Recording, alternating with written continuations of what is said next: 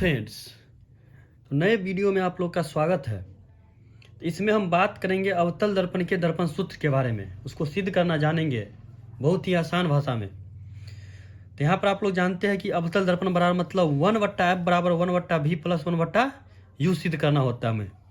तो जहाँ पर f होती है दर्पण की फोकस दूरी, v होती है प्रतिबिंब की दूरी और u होती है वस्तु की दूरी। अब यहाँ फिगर पे अच्छे से ध्यान दीजिएगा, और जो भाषा आपको लिखना होता है वो मैंने पहले से लिख के रखा है, जो समझने में आपको आसानी होगी, समझाने में भी आसानी होगी। अच्छे से आप लोग समझिएगा। तो यहाँ पर देखिए मैंने लिखा है कि माना कि चित्र में एक अवतल दर्पण दिखाया गया है। देखिए यहाँ से यहाँ तक क्या है, एक अवतल दर्पण है। मान लीजिए अब अवतल दर्पण है तो इसे हम मान लेते हैं L L डैश। ठीक है, अवतल दर्पण को क्या मान लिया, L और L डैश मान लिए। एक अवतल दर्पण है जिसका फोकस F और केंद्र C है। यहाँ पे देखिएगा इसकी फोकस क्या है, F हो गई, और केंद्र क्या हो गई, C हो गई। ठीक है, एक अवतल दर्पण है, उसका एक पहले मुख्य अक्ष आप लोग खींचेंगे। ठीक है, यहाँ से लेके यहाँ तक मुख्य अक्ष हो गई इसकी, जहाँ पे एक F है और एक सेंटर C है। फोकस F हो गई, सेंटर C हो गई, जिसे केंद्र कहते हैं हम लोग।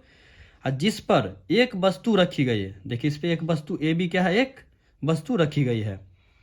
उस वस्तु AB से एक किरण प्रधान अक्ष के समांतर निकलकर दर्पण के D बिंदु से अपवर्तन होती है। तो देखिए AB से जो एक क्या है, किरण है ना, देखिए अक्ष के समांतर निकल रही है, जो बिंदु D पर, बिंदु D से अपवर्तन होती है, जो परावर्तन होकर फोकस से गुजरती है। जो परावर्तन होकर किससे गुजर रही है, तो फोकस से गुजर रही है। ठीक है, यहाँ तक समझ जाइए। सबसे पहले एक आपका एक अवतल दर्पण है, जिसका पहले एक आपको एक मुख्य अक्ष यहाँ से यहाँ तक खींचना है। मुख्य अक्ष खींचने के बाद एक फोकस दूरी डालना है, उतनी दूरी पर, जितना दूरी पे फोकस ली है उतना ही पे आपको माप के सेंटर लेना है। ठीक है, यहाँ के बाद इसे हम लोग कहते हैं मुख्य अक्ष। क्या पढ़ते हैं इसे, मुख्य अक्ष। इस पे एक क्या है, ए भी आपको एक वस्तु दिया गया है या वस्तु रखा हुआ है, जिससे एक किरण निकलकर या अपवर्तन होकर मुख्य अक्ष के समांतर अपवर्तित होकर बिंदु T से परावर्तित होकर फोकस से गुजरती है। किससे गुजरती है, फोकस से गुजरती है। तो इतना ध्यान रखिए कि पहली किरण जो निकलती है वो किसी बिंदु पे टकरा कर, या बिंदु D L कुछ भी मान सकते हैं आप, जो आपको मानना हो, उससे टकरा कर पहली किरण जो किससे गुजरती है, फोकस से। ये ध्यान रखना कि पहली किरण फोकस से गुजरती है। अब फिर आप सेकेंड देखिए। अब एक किरण केंद्र से होते हुए दर्पण के बिंदु M पर अपवर्तन हुई, जो परावर्तन के पश्चात उसी पथ पर लौट जाएगी। अब देखिए एक और दूसरी किरण है जो केंद्र से है ना, केंद्र से बिंदु M पर अपवर्तन हुई है, उसी से फिर परावर्तन होकर फिर उसी दिशा में वापस लौट जाएगी। देखिए किरण, दूसरी किरण निकली है, केंद्र से गुजरती हुई कहाँ, बिंदु M पे अपवर्तन हुई, और यहाँ से फिर परावर्तन होकर क्या है, केंद्र से ही गुजर के फिर वापस उसी दिशा में जा रही है। तो ये आपका पूरा फिगर का कॉन्सेप्ट है, जो मैंने अच्छी तरह से यहाँ पे लिखा है, आप लोग को आसानी से समझ में आ जाएगा। और अच्छे से देखिए सही से। अब नोट पे मैंने यहाँ पे लिखा है कि जहां पर दोनों किरणें प्रतिच्छेद करती है, मान लीजिए कि पहली किरण ये रही यहाँ पे और दूसरी किरण ये जा रही है। देखिए दोनों किरण कहाँ पे, यहाँ पे काट रही है ना, प्रतिच्छेद करें, एक दूसरे को काट रही है ना। तो AB का प्रतिबिंब A डैश B डैश बनता है, मतलब वहां पर वस्तु AB का प्रतिबिंब A डैश B डैश बनता है। ठीक है ना, जहां पर दो किरणें प्रतिच्छेद करेगी, आपस में काटेगी, वहीं पर वस्तु AB का प्रतिबिंब A डैश B डैश बनता है। तो जहां काट रहे वहीं क्या होगा, आपका जो वस्तु AB है उसी का प्रतिबिंब A डैश B डैश बनेगा। तो यही आपका फिगर का कॉन्सेप्ट है। तो फिगर मैंने अच्छे से आप लोग को समझा दिया है। अब हम लोग क्वेश्चन पे चलते हैं, मतलब आगे बढ़ते हैं कैसे इसको सिद्ध करना है। अब इसमें सब लोग अच्छे से पहले ध्यान दीजिएगा, यहां पे ध्यान दीजिएगा कि त्रिभुज ABC, ध्यान दीजिएगा, त्रिभुज ABC और त्रिभुज A dash B dash C। तो ये दोनों त्रिभुज क्या दिख रहा है आप लोग को, समरूप दिख रहा होगा। समरूप का अर्थ होता है कि दो ऐसा त्रिभुज जो देखने में कैसा हो, एक समान दिखता हो। समझ रहे हैं ना, कि दोनों त्रिभुज देखने में क्या हो, एक समान। देखिए ABC और A dash B dash C दोनों दिखने में कैसा लग रहा है, एक समान दिख रहा है। इसी को हम लोग क्या कहते हैं, समरूप कहते हैं। तो यहाँ पर लिख सकते हैं कि त्रिभुज ABC और त्रिभुज ए डैश बी डैश सी, ए डैश बी डैश सी समरूप है। क्या पढ़ेंगे इसे? समरूप है। समरूप का मतलब दोनों का एक समान रूप होता है, ठीक है। तो त्रिभुज ए बी सी और त्रिभुज ए डैश बी डैश सी दोनों क्या एक दूसरे के समरूप हो गया, ठीक है। तो जैसे ही समरूप होता है तो उसकी भुजा क्या होती है? बराबर हो जाती है। तो अब यहाँ पे ध्यान दीजिए, भुजा बराबर नहीं तो मतलब देखने में एक समान लगती है, ठीक है। तो अब यहाँ पे इससे आगे अब क्या होती है? कॉन्सेप्ट है कि लंब बट्टा लंब बराबर आधार। कर्ण नहीं, आधार, यहाँ पे कर्ण का कोई काम नहीं है। आधार बट्टा आधार। अब ध्यान से इसे देखिएगा कि क्या होता है कि लंब बट्टा लंब करते हैं और आधार बट्टा आधार करते हैं दोनों त्रिभुज में। तो देखिए ए बी सी का लंब क्या है? ए बी है। तो इसका लंब क्या ले लिए? A B. और A dash B dash C का लंब क्या है? तो ए डैश बी डैश है, ए डैश बी डैश है। देख रहे हैं ना, ए बी सी का लंब क्या है? A B. और A dash B dash C का लंब क्या हो गया? A dash B dash. अब आधार बट्टा आधार कर दीजिए बराबर करके। तो इसका आधार कितना है देखिएगा? ए से लेके सी तक। तो इसका आधार हो गया ए सी और सेकेंड वाले का क्या हो जाएगा? ए डैश सी, ए डैश सी। अब ध्यान दीजिए यहाँ पे क्या हो गया? लंब बट्टा लंब, तो ए बी बट्टा क्या कर दिए? ए डैश बी डैश। आधार बट्टा आधार, तो इसका आधार हो गया ए सी और इसका आधार हो गया ए डैश सी, ठीक है। यहाँ तक समझ गए होंगे। तो इसे आप लोग मान लीजिए समीकरण 1 मान लीजिए, ठीक है। क्या मानेंगे इसको? समीकरण 1 मान लीजिए, फर्स्ट मान लीजिए। अब यहाँ पे क्या करना, अब आगे चलते फिर। अब ध्यान दीजिएगा आप लोग कि यहाँ पे एक और त्रिभुज है, ए डैश बी डैश एफ। और फिर यहाँ देखिए, यहाँ से इसको हम यहाँ से यहाँ इसको मिलाते हैं तो क्या बनेगा? ये डी पी एफ। दो त्रिभुज बना है ना, ए डैश बी डैश एफ और एक हो गया डी पी एफ। तो ये दोनों त्रिभुज अब क्या हो जाएगा? एक दूसरे के समरूप हो जाएंगे। तो यहाँ लिख सकते हैं कि डी पी एफ, क्या लिख सकते हैं? डी पी एफ मतलब त्रिभुज डी पी एफ, त्रिभुज डी पी एफ और त्रिभुज डी पी एफ और त्रिभुज ए डैश बी डैश एफ, ए डैश बी डैश एफ क्या हो जाएंगे? ये भी समरूप हो जाएंगे, समरूप है। क्या हो गया कि त्रिभुज डी पी एफ, ठीक है ना, त्रिभुज डी पी एफ और त्रिभुज ए डैश बी डैश एफ दोनों क्या हो जाएंगे? समरूप हो जाएंगे, ठीक है। अब ध्यान दीजिए, इसमें वही करना है, लिख देते हैं लंब बट्टा क्या हो जाएगा? लंब। ये आप लोग को समझाने के लिए मैंने अच्छी तरह से मैंने लिखा है, जो आप लोग को समझ में अच्छी तरह से आएगा। आधार बट्टा क्या हो जाएगा? आधार। लंब बट्टा लंब बराबर आधार बट्टा आधार। फिर यहाँ पे देखते हैं इसमें अब क्या करना है। इसमें भी आप कर सकते हैं, देखिए तो लंब बट्टा, इसका लंब कितना है? D P. तो डी पी बट्टा, अब दूसरे वाले का लंब क्या है? ए डैश बी डैश, ए डैश बी डैश। अब बराबर आधार देख लीजिए, तो आधार है पी एफ। आधार क्या हो गया? पी एफ बट्टा, देख लीजिए इसका आधार कितना है? ए डैश एफ। लंब है ए डैश बी, आधार क्या है? ए डैश एफ, ए डैश एफ। चलिए तो यहाँ तक क्लियर है। पहले ये दोनों त्रिभुज को समरूप की है, फिर ये डी पी एफ और A dash B dash F. तो लंब बट्टा लंब करेंगे तो डी पी बट्टा ए डैश बी डैश, और आधार बट्टा आधार करेंगे तो पी एफ बट्टा ए डैश एफ। क्या कि इसका आधार ये हो गया और इस वाले त्रिभुज का आधार ये है। आप लोग समकोण त्रिभुज पढ़े होंगे जिसमें पाइथागोरस थ्योरम याद होगा आप लोग को।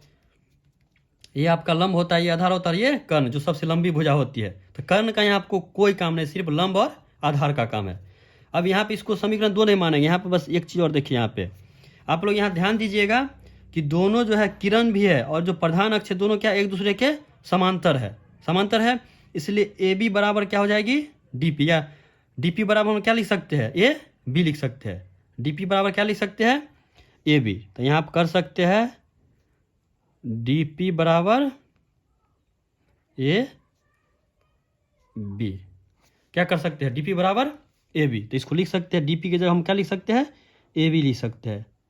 तो ए बी बट्टा ए डैश बी डैश बराबर जितना इधर है पी एफ बट्टा ए डैश एफ, तो इससे हम लोग क्या मान लेंगे, समीकरण 2। अब आप लोग को यहाँ पे करना क्या है,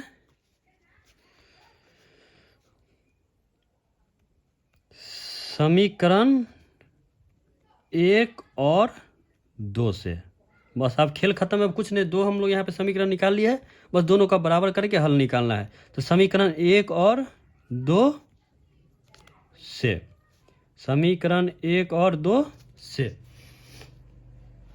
अब यहाँ पे आप लोग ध्यान दीजिए। अब यहाँ एक चीज़ देखिएगा कि यहाँ भी है ए बी बट्टा ए डैश बी डैश बराबर ए सी बट्टा ए डैश सी, और समीकरण दूसरे में देखिएगा ए बी बट्टा ए डैश बी डैश बराबर पी एफ बट्टा ए एफ।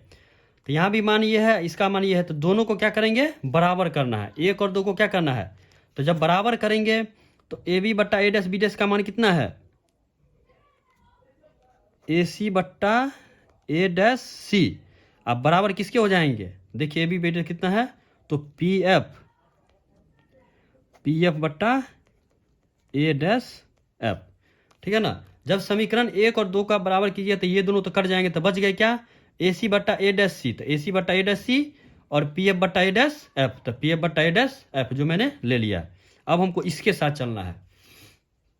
अब देखिए यहाँ पे आप फिगर के साथ इसका कॉन्ट्रैक्ट क्या होगा, ध्यान दीजिएगा। तो यहाँ देखिए ए सी, ठीक है ना, ए सी, तो देख लीजिए यहाँ पे ए और सी। तो एक चीज़ में ध्यान रखिएगा, यहाँ पे ध्यान रखने वाली बात है कि जो भी चीज़ हम लेंगे, जो भी यहाँ पे कॉन्सेप्ट यहाँ पे लगाएंगे, वो तो आपके ध्रुव से ही स्टार्ट होगा। क्या कि दूरी मापेंगे तो ध्रुव से भी, किसी का मान लीजिए यहाँ से यहाँ तक है, तो एफ तक फोकस दूरी मापते हैं, यहाँ से यहाँ तक को क्या बोलते हैं हम लोग, त्रिज्या बोलते हैं, इसको केंद्र बोलते हैं। और यहाँ से यहाँ तक है तो वस्तु की दूरी मापते हैं। यहाँ से अगर ए तक है तो इसे हम लोग क्या कहते हैं, प्रतिबिंब की दूरी। तो जो भी काम होगा वो हमको पी के साथ ही करना है, तो हमको सब को इसको ऐड करना होगा। तो अब सब लोग देखिए कि ए सी को हम कैसे डिफाइन कर सकते हैं, हमको ए सी चाहिए, यह कितना चाहिए, ए सी। तो इसको हम लोग लिख सकते हैं पी ए, तो ध्यान दीजिएगा, P A minus P C. अगर पी ए में से अगर हम पी सी घटा देते तो हमें क्या प्राप्त हो जाएगा, ए सी। तो इस ए सी को हम क्या लिख सकते हैं, P A minus P C. क्या लिख सकते हैं, P A minus P C, मतलब इतना में सब इतना घटाएंगे तो कितना मिल जाएगा हमें, ए सी प्राप्त हो जाएगा। तो P A minus P C बराबर क्या हो गया, ए सी। अब इसे देखिए, अब ए डैश सी है, फिर वही ए डैश सी, इसमें भी कर सकते हैं P C minus P A dash. P C में से पी ए डैश घटाएंगे तो क्या निकल जाएगा, ए डैश सी। तो पी सी यहाँ से यहाँ तक पी सी है, इसमें से हम पी ए डैश निकालेंगे तो माइनस पी ए डैश कर देंगे, तो यहाँ में क्या प्राप्त हो गया, ए डैश सी प्राप्त हो गया। अब इसमें आप लोग जितना भी घटाइएगा, देखिए सब में पी आ रहा है, इसमें भी पी, इसमें पी, इसमें भी। तो जब भी पी आ रहा है समझिए कि इक्वेशन पूरा सही जा रहा है इसमें, ठीक है, कोई दिक्कत नहीं है। अब देख लीजिए पी एफ है, तो ये तो पहले से ऑलरेडी पी एफ फोकस दूरी है, इसको तो कोई चेंज ही नहीं करना है हमको, पी एफ रहने दीजिए इसको। अब यहाँ पे ए डैश एफ है, तो देखिए ए डैश एफ इतना दूरी हमको चाहिए, तो पी ए डैश और पी एफ घटा देंगे उसमें से। पी ए डैश में से कितना घटाएंगे, पी एफ घटाएंगे तो हमें क्या प्राप्त होगा, ए डैश एफ प्राप्त हो जाएगा। तो कह सकते हैं कि पी ए डैश माइनस कितना कर देंगे, पी ए डैश में से पी एफ माइनस कर देंगे तो क्या हो जाएगा, ए डैश एफ हमें मिल जाएगा। तो P A dash minus P F क्या कर दिए, P A dash minus P F कर दिए, तो ए डैश एफ हो गया। ये क्लियर है। अब यहाँ देखिए सबका हमें मान पुट करना है। तो आप लोग पढ़े होंगे, याद होगा, इंटीजर्स में आपने पढ़ा होगा यार नंबर लाइन के बारे में। नंबर लाइन आप लोगों ने पढ़ा होगा। ये मान लीजिए नंबर लाइन है, बीच में जीरो हो गया, तो इधर जो मतलब होती है ये क्या होती है, घनात्मक होती है, नेगेटिव, और जो दाहिने तरफ होती है वो क्या होती है, ऋणात्मक में आती है। तो जब भी मतलब कोई दर्पण हम लेते हैं, मान लीजिए हम ये उत्तल दर्पण है, ठीक है, उत्तल दर्पण है, तो जो बायां तरफ होगा उसे हम लोग क्या निगेटिव मान के चलेंगे, और जो दाहिना तरफ होगा उसे हम पॉजिटिव मान के चलेंगे। तो एक चीज़ यहाँ पे ध्यान दीजिएगा, आपका अवतल दर्पण जो है इसमें जितना भी कॉन्सेप्ट जा रहा है क्या है, देखिए बायां तरफ जा रहा है, तो सब के साथ क्या लगाना है, माइनस के साथ चलना है, ठीक है ना। किसके साथ चलना है, माइनस के साथ चलना है। अब यहाँ पे ध्यान दीजिएगा, आपका पी ए क्या है, पी ए, तो पी ए या पी से लेके ए तक, यहाँ पी से ए तक, तो यहाँ पे देखिए क्या है, वस्तु है, तो पी से ए तक वस्तु तक है, तो इसे हम कहेंगे वस्तु दूरी। अब वस्तु दूरी को हम किससे डिनोट करते हैं, यू से डिनोट करते हैं। देखिए वस्तु की दूरी किससे डिनोट करते हैं, यू से डिनोट करते हैं, तो यू है, लेकिन क्या है, बायां तरफ है, बाईं तरफ रहेगा तो माइनस लगेगी और दाईं तरफ रहेगी तो प्लस, वो पॉजिटिव ही होगी। यहाँ माइनस मतलब बाईं तरफ है, तो हम क्या लेंगे, यू की जगह क्या लेंगे, माइनस यू लेंगे, है ना, बाईं तरफ इसलिए माइनस लग रही है, ये ध्यान में रखिएगा। तो अवतल दर्पण में जितना भी कॉन्सेप्ट लगेगा इधर है, तो सब के साथ क्या जाएगी, माइनस में जाएगी। अब यहाँ पर ऑलरेडी माइनस है तो माइनस डाल देंगे। अब पी सी का मान देखते हैं, तो पी सी, तो पी से ले तक, पी से लेकर सी तक, तो इसे हम लोग आर से डिनोट करते हैं। किससे डिनोट करते हैं, आर से, जिसको आप लोग त्रिज्या बोलते हैं। तो पी सी को हम लोग क्या बोलते हैं, त्रिज्या। तो ये भी देखिए पी से लेकर सी माइनस की तरफ ही जा रहा है, निगेटिव है, तो इसमें क्या हो जाएगी, माइनस आर, क्या हो जाएगी, माइनस आर बट्टा, अब देख लीजिए पी सी, तो पी सी का भी हम जस्ट किए हैं माइनस आर, अब माइनस पी ए डैश, तो पी ए डैश, देखिए पी ए डैश, तो यहाँ आपकी प्रतिबिंब है, तो प्रतिबिंब की दूरी क्या होती है, तो देखिए भी बराबर प्रतिबिंब की दूरी, तो यहाँ निगेटिव मतलब बाईं तरफ है तो माइनस लगेगा, तो माइनस भी बराबर पी एफ। अब पी एफ का मान देखिए, तो पी से लेकर एफ तक, जिसको हम लोग क्या बोलते हैं, दर्पण की फोकस दूरी बोलते हैं, तो ये भी बाईं तरफ है तो माइनस एफ हो जाएगी, अगर वही दाईं तरफ होगी तो प्लस एफ रहती। हाँ, ये कॉन्सेप्ट आपको पढ़ने को मिलेगा जब आप उत्तल दर्पण का जो दर्पण सूत्र पढ़ेंगे, तो उसमें कुछ प्लस भी होते कुछ माइनस भी होते हैं, ठीक है। इसमें सारा निगेटिव ही जाएगा, क्योंकि ये क्या है, जीरो से क्या है, मतलब ये निगेटिव की मतलब बाईं ओर ही जा रहा है, दाहिनी तरफ एक भी मतलब नहीं जा रहा है, तो माइनस एफ हो गया। अब देखिए पी ए डैश, तो पी ए डैश, तो पी ए डैश क्या होगी, प्रतिबिंब दूरी फिर है, तो प्रतिबिंब दूरी भी, तो माइनस भी, माइनस सब में लगते जाएगा। अब पी एफ का देख लीजिए, अब तो पी एफ, तो फिर क्या हो गई, फोकस दूरी हो गई, तो पी एफ होता है फोकस दूरी, तो माइनस एफ हो गई। तो फोकस को कैपिटल एफ से डिनोट करते हैं, जब दूरी डिनोट करना होता है तो स्मॉल एफ हो जाता है, ठीक है। तो यहाँ तक आप लोग समझ गए हो कि इसको हम किस तरह से किए हैं। एक और समझ लीजिए कि कोई भी दर्पण है, अभी हम कौन सा दर्पण चल रहा है, तो अवतल दर्पण, ठीक है। तो अवतल दर्पण बनाते हैं, मान लीजिए इसका क्या प्रधान अक्ष है, तो ये जो यहाँ पे ये डंडा देख रहे, इधर अगर रहता, मान लीजिए जीरो है मानते हैं, तो इधर धनात्मक होता है, आप लोग पढ़े होंगे, इधर धनात्मक होता है और इधर क्या होता है, ऋणात्मक। तो बायां तरफ जितना भी कॉन्सेप्ट लगेगा वो ऋणात्मक हो, मतलब निगेटिव के साथ ही जाएगा, और दाहिने तरफ पर होगा तो वो पॉजिटिव। तो देखिए अवतल दर्पण में जितना मतलब काम हो रहा है, जितना कुछ भी है, या मतलब फोकस दूरी रहे, दर्पण की फोकस दूरी, प्रतिबिंब दूरी, वस्तु की दूरी, जो भी कुछ है क्या है, बाईं तरफ, इसलिए सब में क्या लेंगे, माइनस के साथ सब जाएंगे, ठीक है। अब यहाँ आगे देखते इसको सॉल्व करते हैं। इसके बाद आप लोग क्रॉस मल्टीप्लिकेशन कर दीजिए, इसको इससे इसको मल्टीप्लाई कर दीजिए, इसको इससे कर देते हैं। तो यहाँ पे कर सकते हैं minus U minus minus minus plus R, ठीक है। इसको इससे गुना करेंगे तो फिर कर देते हैं माइनस भी, माइनस माइनस प्लस क्या हो जाएगा, एफ, माइनस भी प्लस एफ बराबर क्या है, माइनस एफ, इसको ले जाइए उधर, तो minus R, minus minus plus क्या हो जाएगा, भी हो गया, है ना। देखिए माइनस माइनस तो प्लस क्या है,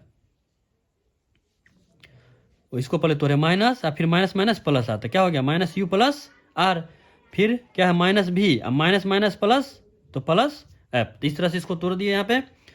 अब यहाँ पे दोनों को मल्टीप्लाई कीजिए, तो माइनस यू को माइनस भी से पहले कीजिए, तो माइनस माइनस प्लस यू भी, फिर माइनस यू को एफ से कीजिए, तो माइनस यू एफ, अब प्लस आर को माइनस भी से, तो माइनस भी आर, प्लस आर को प्लस एफ से, तो प्लस आर एफ बराबर माइनस एफ को माइनस आर से, तो minus minus plus R F, अब माइनस प्लस माइनस एफ को भी से करेंगे तो भी एफ। यहाँ तो समझ गए, ये मल्टीप्लाई करना था आपको, तोड़ना था इसको। अब ध्यान दीजिए आर एफ इधर भी पॉजिटिव और इधर पॉजिटिव, तो ये दोनों कट जाएंगे, क्या इसका अगर साइड चेंज करेंगे तो ये माइनस में होगा, तो दोनों क्या हो जाए, प्लस माइनस कट जाएंगे, तो दोनों तरफ प्लस में, ये तो इसलिए आर एफ दोनों कट गए। अब हमारे पास क्या बच गया, तो प्लस यू भी माइनस यू एफ माइनस भी आर बराबर माइनस भी एफ। अब यहाँ पे चलते आगे कि प्लस यू भी माइनस यू एफ माइनस, अब यहाँ ध्यान दीजिएगा माइनस भी। अब आर की जगह आपको देखिए क्या पुट करना है, आर की जगह आपको पुट करना है, आपको याद होगा कि फोकस एफ बराबर होता है आर बट्टा टू, परे होंगे एफ बराबर क्या होता है आर बट्टा टू, फोकस बराबर त्रिज्या बट्टा टू। तो यही आर बराबर हम क्या करेंगे क्रॉस मल्टीप्लिकेशन हो जाएगा तो टू एफ। तो आर की जगह हमें यहाँ पे क्या यूज करना है, टू एफ का यूज करना है, ये समझ रहे हैं ना। आर की जगह क्या यूज करना है, टू एफ का हमें यूज करना है। तो आर की जगह टू एफ डालते हैं, यहाँ पे आर की जगह क्या ले लिया यहाँ पे टू एफ स्मॉल एफ, ठीक है। आर की जगह टू एफ कर दिया, अब बराबर माइनस क्या हो गया भी एफ, ठीक है। तो यहाँ पे आप ध्यान दीजिए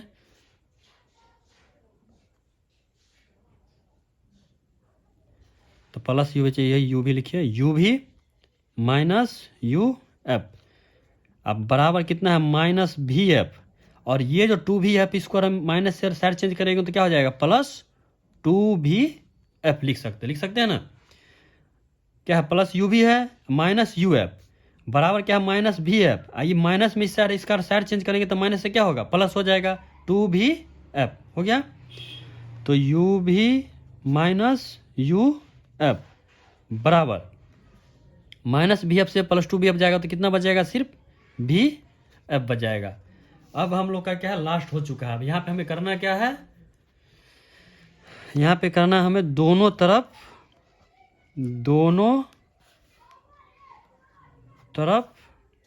यू भी एफ से भाग देने पर क्या करना हमें दोनों तरफ यू भी एफ से भाग देना है, ठीक है। इस तरफ भी और बाएं तरफ भी और दाएं तरफ, मतलब LHS और RHS दोनों में हमें किससे भाग देना है यू भी एफ से भाग देना है। तो यू भी बट्टा यू भी एफ माइनस यू एफ है तो यू एफ बट्टा यू भी एफ है ना, यू एफ बट्टा यू भी एफ, अब बराबर में कितना है भी एफ, तो भी एफ बट्टा यू भी एफ। अब देखिए जो जो यहाँ पे कट रहा है उसको काट दीजिए, तो इसमें यू भी कट गया, इसमें यू एफ यू और एफ, इसमें भी एफ।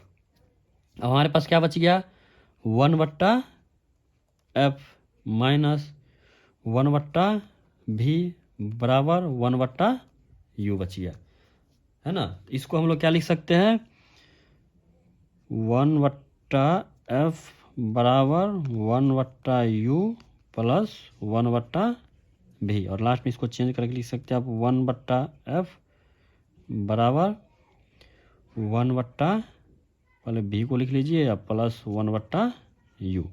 तो यही आपका दर्पण सूत्र सिद्ध हो गया। क्या है वन बट्टा एफ बराबर वन बट्टा भी प्लस वन बट्टा यू।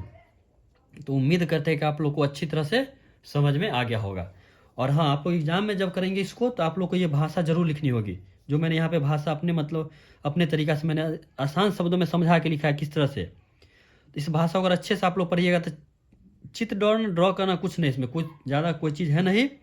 सबसे पहले आपको एक दर्पण लेनी है, एक प्रधान अक्ष खींचनी है, प्रधान अक्ष खींचने के बाद आपको एक फोकस लेनी है, फिर सेम दूरी पे एक केंद्र लेनी है, ठीक है ना, उससे उतना ही जस्ट सेम दूरी पे। और उसके बाद एक वस्तु का आपको रखना है मुख्य अक्ष पे, वहाँ से एक किरण निकलेगी जो बिंदु डी से परिवर्तित होकर किससे गुजरेगी फोकस से, और दूसरी किरण सीधा केंद्र से गुजरती हुई एम पे है ना परावर्तित होकर फिर उसी दिशा में लौट जाएगी। बस इतना ही करना है। और नोट यहाँ लिखा है कि जहाँ पर दोनों किरणें प्रतिच्छेद करती है एक दूसरे को काटती है वहीं पर वस्तु ए बी का प्रतिबिंब ए डैश बी डैश बनता है। बस इतना ध्यान में रहेगा, फिर आसानी से आप लोग ये हल कर लेंगे, कहीं कोई समस्या नहीं होगी। तो उम्मीद करते हैं आप लोग अच्छे से समझ गए होंगे।